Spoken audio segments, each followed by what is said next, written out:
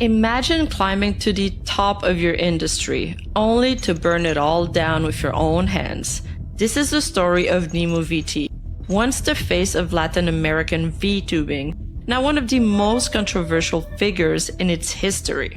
Plagued by scams, manipulation, and controversy so severe, it even drove one of her fans to a attempt.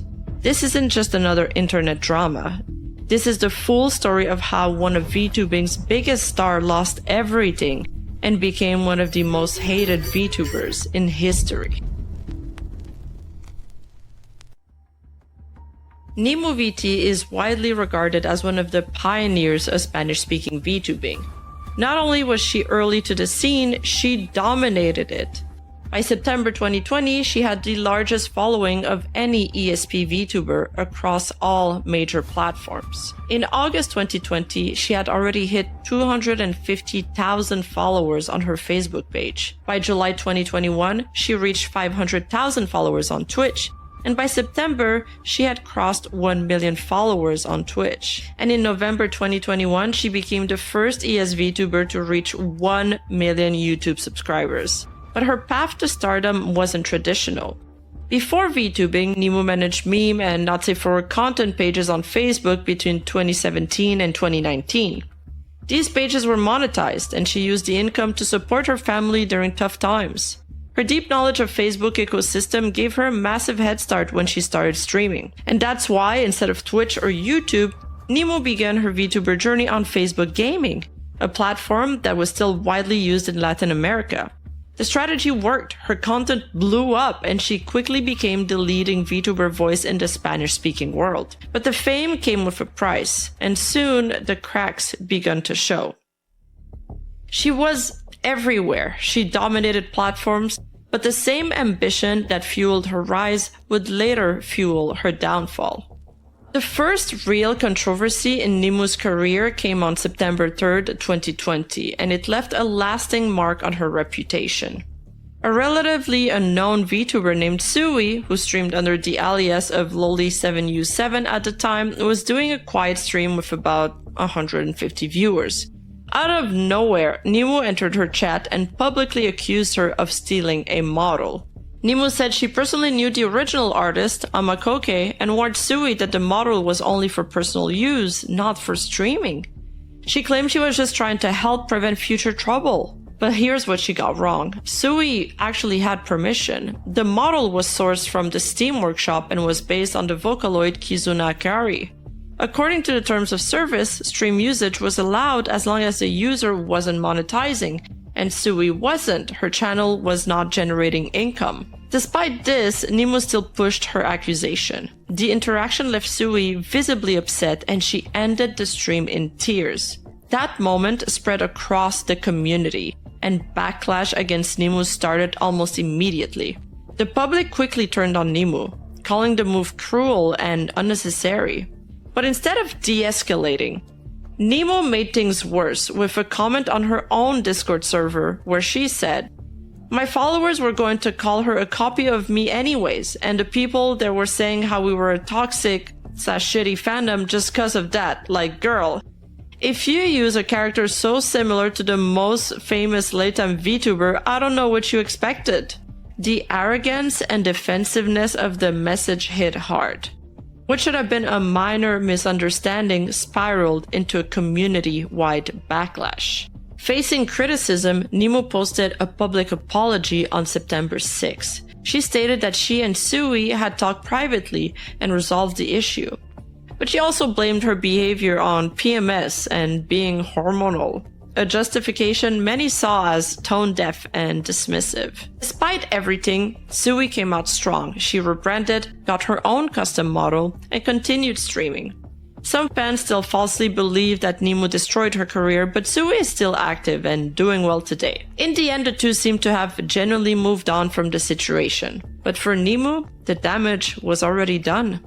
This was the first time the community saw an ugly side of her public persona, one that would become harder to ignore as time went on. Then, at the height of her popularity, Nimu launched her first piece of official merch, a plushie of her Space Cat mascot. the little slime-like creature that sits on top of her VTuber avatar's head. The plushies were sold for around $24 USD through a third-party company called Onage. Not makeshift, but a similar kind of limited-run merch platform.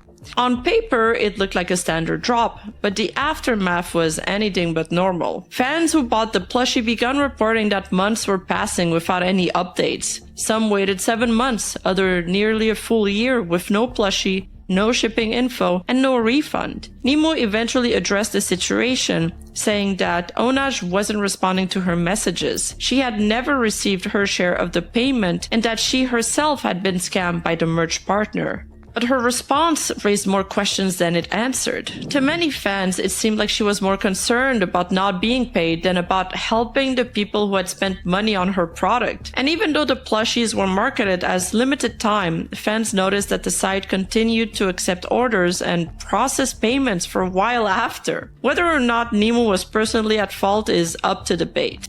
But it showed something deeper. Nemu didn't take responsibility, and more importantly, she didn't protect the people who trusted her. This wasn't a scandal that blew up overnight, but in hindsight, it hinted at a pattern of self-interest over accountability. And soon, that pattern would become impossible to ignore.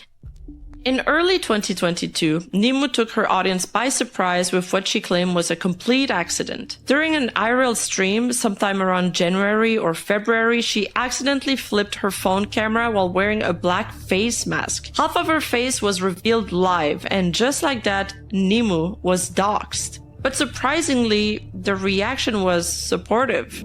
A wave of VTubers on Twitter began revealing their own face in solidarity.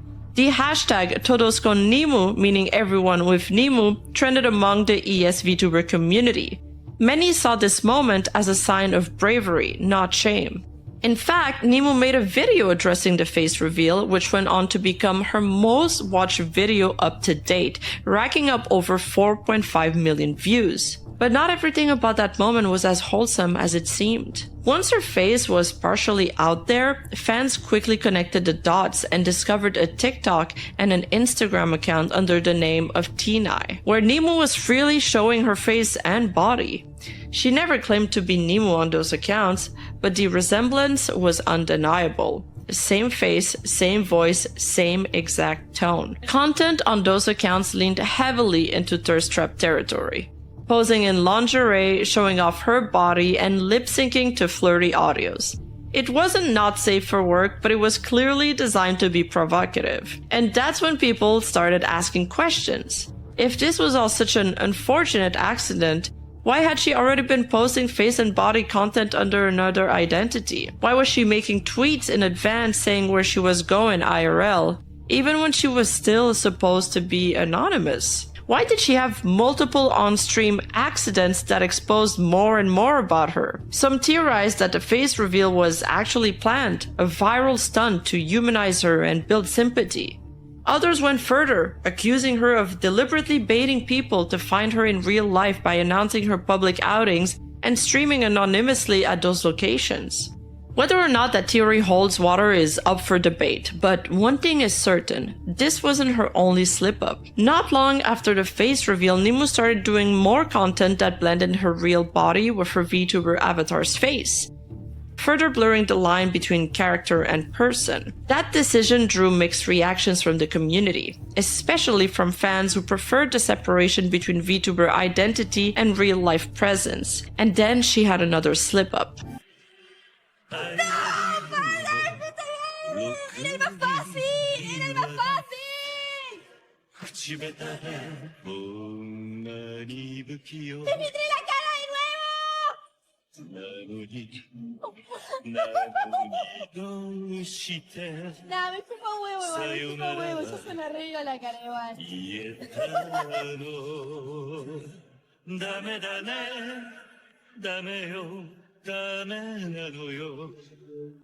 Then there was the surgery story.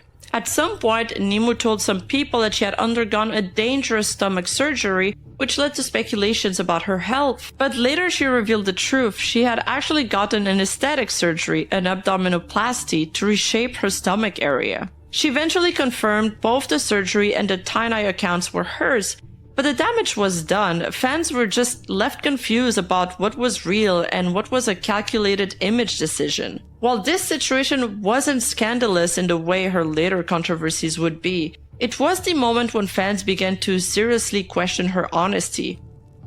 On March 1st, 2022, not long after her accidental face reveal, Nimu took things in an unexpected and deeply controversial direction. She announced the launch of an OnlyFans account. The announcement came with a teaser image of the legs and feet of her VTuber model, captioned simply with her OnlyFans link. The vague message combined with the timing, right after her IRL identity was partially revealed, led many to believe she was hinting that the OnlyFans would be about her real body, not just her avatar. And then came the bait. Shortly after the teaser, Nimu posted a photo of pixelated real-life legs and feet, heavily implying they were hers. Fans went wild. It looked like she was taking the leap from VTuber to IRL content. And yes, they were hoping for some spicy stuff. The buzz built up for nearly a week. Then on March 7, she went live to reveal the truth, with over 87,000 people watching. She rickrolled the entire audience. Not only was there no spicy content, but the pixelated legs weren't even hers. They were a joke.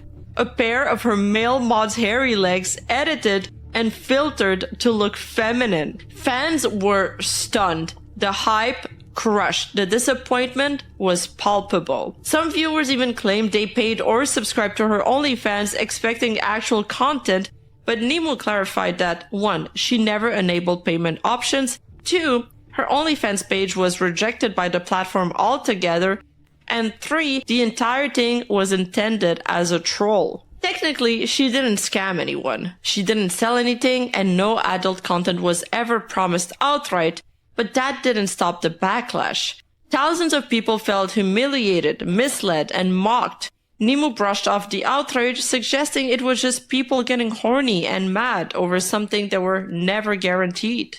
And maybe she was right, but in the eyes of her audience, this wasn't just a harmless prank. It was another reminder that when it comes to trust, Nimu was always towing the line, sometimes literally. After laying low for a while, Nimu kept mostly to herself. Her exclusivity contract with Facebook Gaming came to an end, and she transitioned fully to streaming on Twitch, where she continued her regular content without much issue. That piece didn't last long. In mid-April 2023, she lit the community on fire again, this time over a tier list stream. The stream was supposed to be a lighthearted ranking of ES content creators, not just from Latin America, but from the broader Spanish-speaking internet. But the tone was anything but lighthearted. During the stream, Nimu repeatedly joked about cancellation. She sang, "I'm gonna get cancelled with this one," and laughed openly about the idea of getting dragged on Twitter. Even before the stream aired, she had already stirred controversy with a tweet where she said, "I don't know who to support. The hardest decision, do I betray my homeland or do I fuck off?" Attached to the post were two selfies, one with German Garmendia, a legendary ES creator who would later face some controversy of his own, and one with Kosku, who, at the time, had a very serious scandal publicly attached to his name. And that's where everything unraveled. While doing the tier list live, Nimu ranked Kosku and confidently declared, "Kosku is God." She went on to say she was a fan of his, even if she didn't watch his content regularly. The community instantly called her out, because by that point, Kosku's name was already tainted with heavy accusations going back to 2020. And make no mistake, this was public knowledge. The details weren't buried in obscure channels. They were widespread across Twitter, YouTube, and ES commentary spaces. In 2020, Kosku was accused of taking advantage of a girl who was blackout drunk at his house. According to multiple reports and leaked content, he allegedly slept with the girl while she was unconscious. He took a nude photo of her, clearly passed out in bed beside him, and sent it to a friend named Momo, who then leaked the image online. The image showed both Kosku and the girl naked. Just vile. And Coscu also did multiple live streams while she was still at his house. In one of them, she is visibly asleep and unresponsive in his bed. He claimed on stream that she had been extremely drunk even before arriving, had vomited repeatedly, fallen downstairs, and hurt herself. He said he considered calling an ambulance but didn't.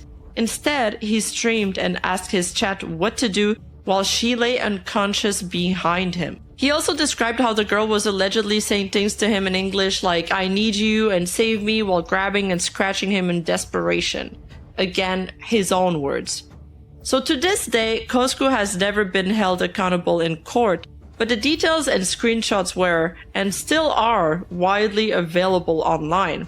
The situation was extremely well known in the Latin community, and yet in the middle of all of this, Nimu stood by him.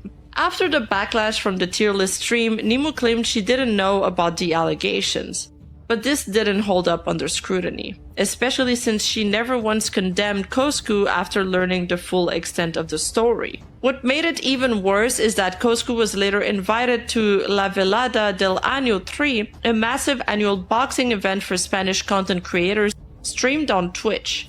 He fought German Garmendia as the main event and won.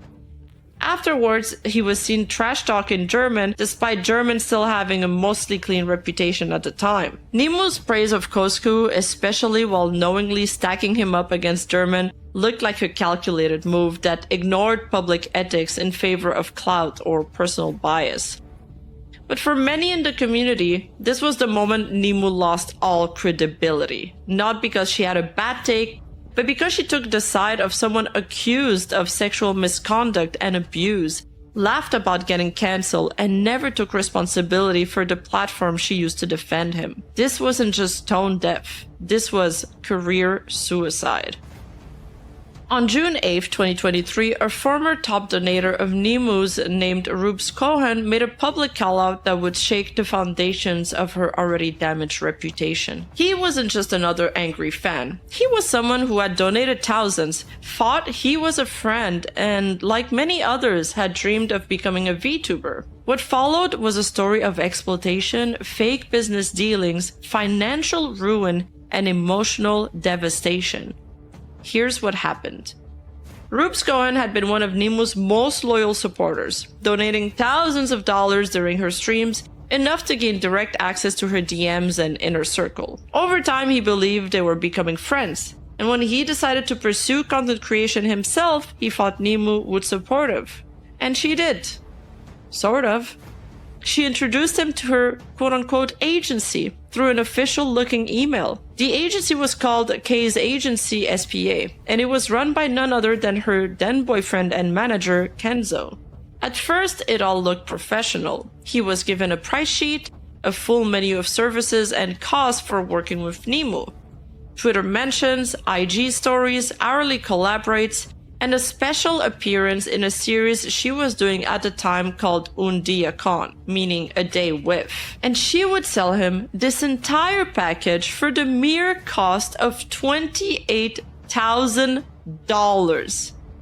Baffling.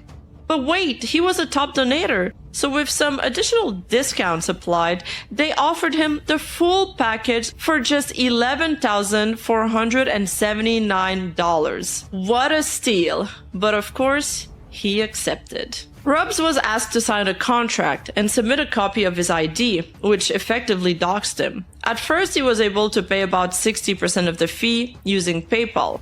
But then problems started. PayPal began flagging his account due to the high volume of international payments. He was still heavily donating to her stream at the time, and many of these donations were processed via Western Union, making the money non-refundable. When he tried to explain this delay to the agency, they didn't offer understanding. Instead, they threatened him. The contract had a penalty clause. If he couldn't pay on time, he would be charged a 200% late fee on the entire original price, not just the unpaid balance. The longer he stalled, the more pressure they applied. Even Kenzo himself began appearing in Rubs' stream, telling him to answer his Discord messages and demanding more money. And the worst part, he still hadn't received most of what he paid for. By late 2022, Rubs finally contacted a lawyer to sort everything out, especially since he needed receipts for tax filing. But when they tried to get a receipt from Kay's agency, they discovered a massive problem. The agency didn't even legally exist. It wasn't registered as a business. It had 0 employees. There were no records of official operations.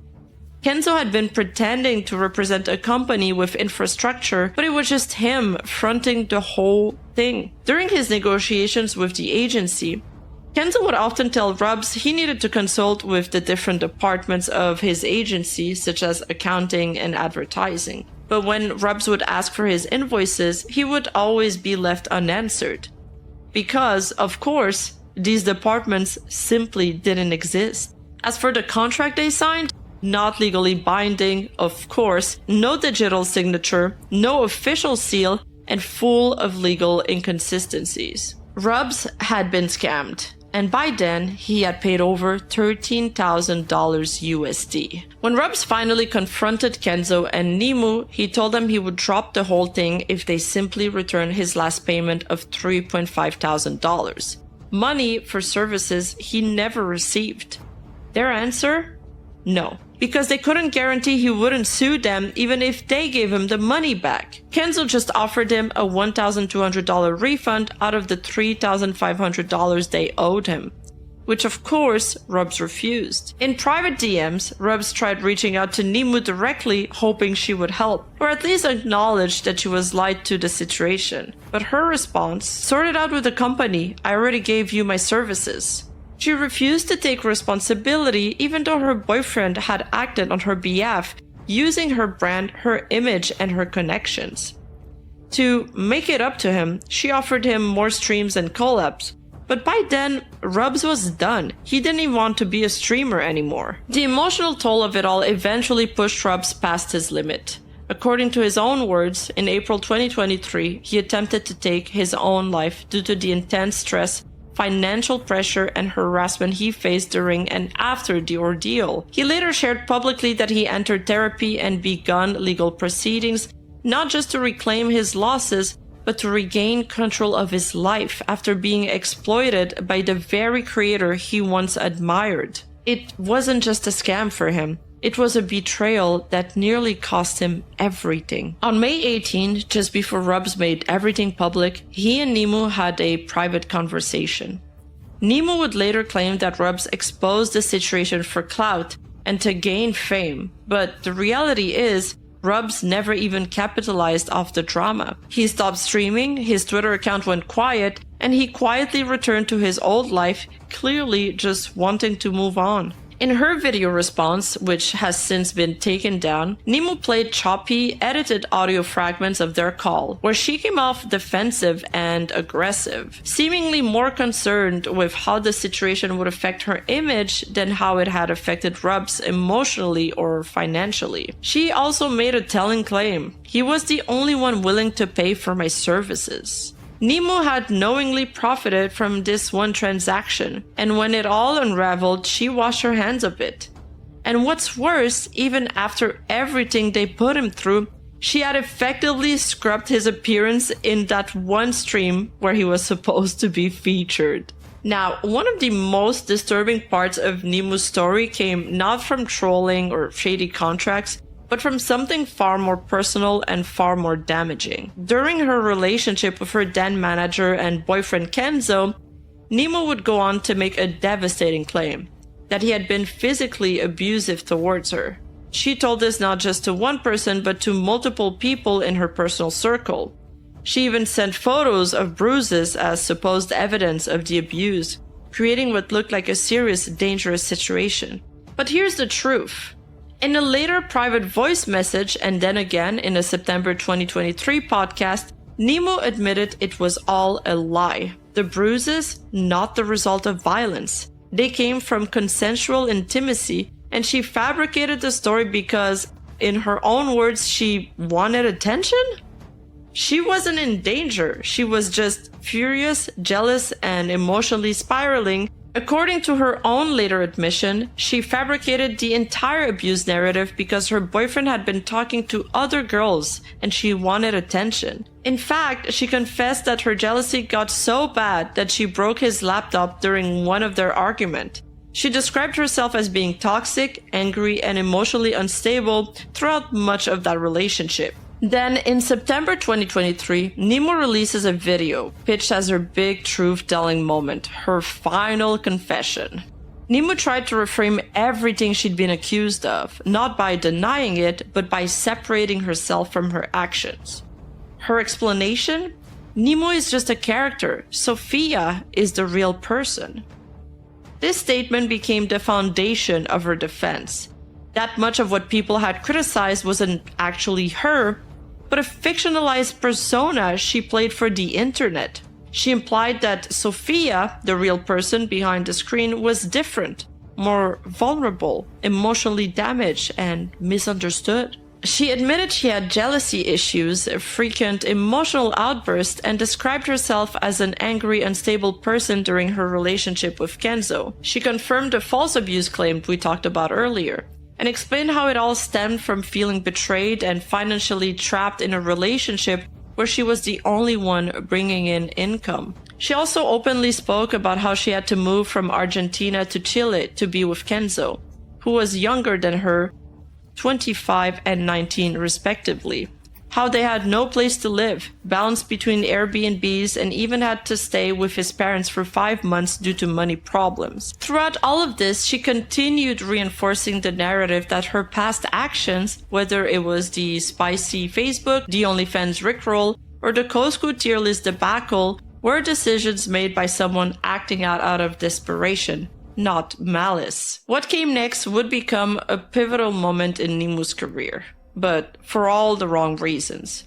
In September 2023, Nemo appeared on a podcast to debate Dallas, a notoriously controversial Spanish YouTuber who had previously criticized her over the Rubs Cohen incident. Things had already started escalating when Dallas uploaded a video featuring a thumbnail that suggested Nemo had scammed not just Rubs, but Dallas too. Seeing the thumbnail, Nemo was furious. She believed it would paint her as a serial scammer and feared the damage it could do to her already fragile public image. Ironically, she admitted once that she had grown up watching Dallas. She had even been a fan of his. That changed quickly once he DM'd her and later dropped his expose. The debate covered nearly every major controversy in her career, with both sides pushing back hard. One of the standout moments came when Dallas pressed her about her infamous Costco is God tweet. At first, she said it was just a snarky jab she made while going through a rough patch, citing a breakup, burnout, and a noticeable drop in her viewership. But as the pressure mounted, she ultimately admitted it was a mistake and publicly condemned Costco's action for the first time, saying she no longer supported him. She also opened up in detail about her past relationship with her ex-boyfriend and former manager. They met through another creator, moved in together, and she made him her manager during her rapid rise to fame. At first, he helped her secure sponsorships and pitch content ideas, but things quickly unraveled. She admitted she mishandled money, didn't understand the business side of things, and that eventually he stopped managing her altogether. The financial situation got so bad they had to move into his parents' home. Later they lived together again, but by then she was footing all of the bills while he pursued music in Chile and Miami. The stress fractured their relationship. Accusations of cheating, shouting matches, and jealousy spirals. He in turn also accused her of cheating too. At her lowest, Nemo confessed to calling a friend and saying she was going to jump into a river. In that same breakdown, she falsely accused her ex of physical abuse, even sending bruised photos for proof.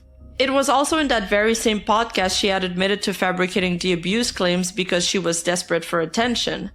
The phone call eventually had gotten leaked, forcing her to publicly defend her ex and admit the truth. There was even a strange moment during the debate where she mentioned being given a possibly laced cookie by him, but the topic was brushed off and never explored further. Later in the episode, the conversation shifted to the Rubs Cohen situation. Nemo explained that the now infamous $30,000 price tag was never meant to be serious. She said it was a bait tactic meant to be crossed out with a discount, a common marketing trick, putting a big number on her service. It initially started as a $28,000 price tag, which was then rounded to $30,000 by other YouTubers who wanted to make it more clickbaity. According to her, it wasn't her idea, but she admitted that ultimately she was responsible. She thought she had settled things with Rubs privately, so when he released his public call-out, it completely caught her off guard. Throughout the podcast, Nimu shifted between confession and justification. She said she was sorry, she said she was going to therapy, she said she was trying to get better. But when asked if she regretted any of it, she said no. Because in her view, she learned from everything, good or bad. Things got even messier after the podcast. Despite ending the interview on seemingly good terms with Dallas, she later claimed that Dallas had threatened her, even though there was no public evidence of that. So what had actually happened? It seems that Dallas got wrapped up in an unrelated crypto scandal, and Nimu tried to distance herself by throwing out the threatening claim. Then shortly after that, she entered a relationship with Delox, the owner of the podcast channel that hosted the debate. The problem, he was still in a relationship with someone else at the time. Allegedly, he began trash-talking his ex publicly while starting things with Nimu. And together, they started attacking Dallas again, a complete 180 from the "we're good now" tone Nimu had set just weeks earlier. So what should have been a redemption moment only led to more chaos for Nimu. More lies, more contradiction, and the worst was yet to come. If things weren't already out of control for Nimu, the events of October 2024 took everything to a level that even her most loyal defenders struggled to justify. That month, Spanish YouTuber Dallas uploaded a video that reignited everything. In the video, he spoke directly with Kenzo, Nimu's ex-boyfriend and former manager. What Kenzo had to say was explosive. According to Kenzo, Nimu had frequent emotional outbursts to the point where the police were called to their home multiple times. He claimed she once attacked him with a knife, completely naked, and that he had to record the incident for his own protection. He also described her as manipulative and controlling, saying she would threaten suicide if he ever tried to leave or return to his home country without her. And he confirmed that they lived with his parents for a time because they had no money, and allegedly Nimu was completely dependent on him for basic tasks like doing laundry or managing household responsibilities. These claims, whether exaggerated or not, lined up disturbingly well with the same behaviors Nimu had already admitted to: jealousy, emotional instability, outburst, and manipulation. But then came a claim that crossed a line most people weren't ready for. Kenzo alleged that Nimu had once confessed to him in private that she had engaged in inappropriate acts with an animal, specifically a Yorkshire Terrier, while they were still in a relationship. He claimed she told him this directly, and that it left him so disturbed he couldn't continue the relationship. He also claimed she had been exposed to this kind of content as a child due to her father's alleged possession of illegal DVDs, which were later discovered during a police raid, resulting in her father's arrest. It's good to note that none of these claims have been independently verified, and there's still no public evidence, only Kenzo's word. But the detail, the timing, and emotional weight of the allegations shattered what little was left of Nimu's public image. Even people who had once supported her went silent. After the video was released, Nimu responded by saying she would report both Kenzo and Dallas for defamation. She said she didn't care if Kenzo was trying to scam Dallas, it still damaged her image and her family's reputation. Dallas in return mocked her, nicknaming her Zufia, in reference to the disturbing claims, and even tagged the Andorran government asking for her deportation, claiming she was in the country illegally. Meanwhile, her current boyfriend Delox, the podcast host she had started dating, was now being accused of being a scammer and a xenophobe, despite previously presenting himself as a supporter of Latin American creators. There were also unconfirmed claims that Delox, Nimu's boyfriend at the time, had previously referred to her as emotionally abusive in private, but later denied it publicly, allegedly under pressure or incentive. This was also never confirmed. There has also never been a resolution between the Dallas/Nemu feud or no updates on the lawsuit. This entire situation is absolute chaos. Contradictions, accusations, and then silence. No redemption arc in sight. From Facebook meme pages to 1 million subscribers, from record-breaking VTuber growth to one of the most toxic downfalls in the ES community. Nemu's story is unlike any other in VTubing history. She wasn't just caught in controversy, she was at the center of every one of them. Some say she was a victim of bad people, others say she used her trauma as a weapon. She lied, she manipulated, and she betrayed, but she also opened up, confessed, and in her own words, learned from everything she did. So here's the real question. Was Nemu destroyed by the pressure of her own success, or was she always the villain behind the screen? Let me know what you think in the comments. Thank you so much for watching. This has got to be my most requested video. I know a lot of you guys in the comments have been asking for this, and I finally got it. A massive shout out to everyone who helped put this together, especially the folks in my Discord server who helped with translations, research, and general sanity throughout this absolute rabbit hole. Seriously, if you want to be part of the madness or help build the next deep dive, we're over at discord.gg/Rima. And it's honestly turning into a really supportive little space. If you enjoyed the video, smash that like button, hit subscribe so we can reach that 100k subscriber milestone. And if you want to go the extra mile, you can support the channel on Patreon for bonus content. And yes, all patrons get their names immortalized in my bloopers forever. Thank you again for watching, and as always, never trust a pixelated pair of legs again. Posing in lingerie, showing off her body, and lip syncing. I can't read this. Crap. Attached to the post were two selfies. One with German very serious scandal publicly. I'm just gonna remove that. That's too repetitive. Frequent emotional outburst. And described herself as an angry, unstable person during her guess meant to be her big honest moment where she had